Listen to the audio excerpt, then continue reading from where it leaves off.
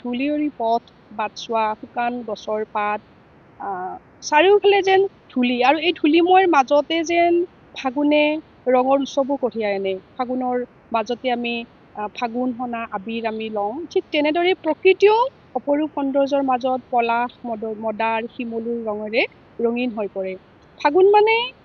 এক প্ৰেমৰ উৎসৱ বুলিও ক'ব পাৰি ফাগুন মানে এক মিঠা অনুভৱ প্ৰেমিক প্ৰেমিকাৰ কাৰণে ফাগুন যেন এক ৰঙীন উৎসৱ হৈ পৰে আৰু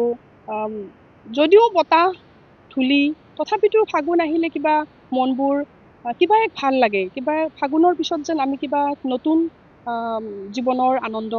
কাৰণে আমি যেন ৰৈ থাকোঁ নতুন কিবা আহিব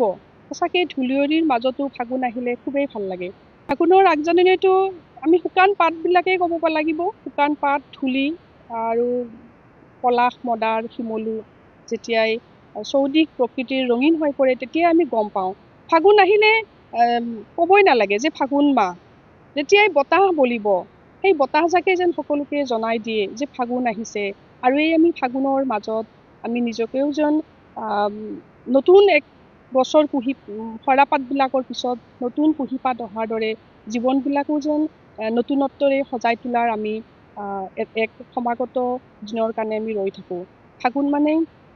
সকলোৰে জীৱনলৈ ৰং ছটিয়াই আনে ফাগুন মানে যেন প্ৰেমৰ উৎসৱ এই ফাগুন সকলোৰে আনন্দময় আৰু জীপাল এক নতুনত্বৰ সম্ভাৰ কঢ়িয়াই আনে প্ৰকৃতি একেবাৰে সলনি হৈ পৰে আমি গছবিলাক একেবাৰে লঠঙা হৈ পৰিব আৰু এই লঠঙা গছবিলাকৰ মাজত আমি যেতিয়া ফাগুন ইমান ধূলিয়ৰী হয় আমি অকণমান বৰষুণৰ কাৰণে আমি বিচাৰি ফুৰোঁ আৰু লাহে লাহে ফাগুনৰ পিছত বসন্তৰ প্ৰথম জাক বৰষুণত আমি সকলোৱে এক আনন্দ অনুভৱ কৰোঁ আৰু প্ৰকৃতি ধূলিময়ৰ মাজতে পলাশ আৰু শিমলুৰ ৰঙৰ উৎসৱ ৰঙৰ আবিৰ আমি ফাগুন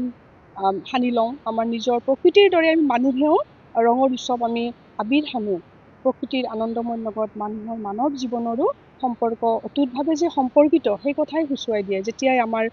ফাগুনৰ উৎসৱ আহি পৰে ফাগুন আহি পৰে হোলী উৎসৱ আহি পৰে আৰু এই হোলীৰ মাজতেই আমি সকলোৱে যেন বিলীন হৈ যাওঁ ৰঙৰ লগত একাকাৰ হৈ যাওঁ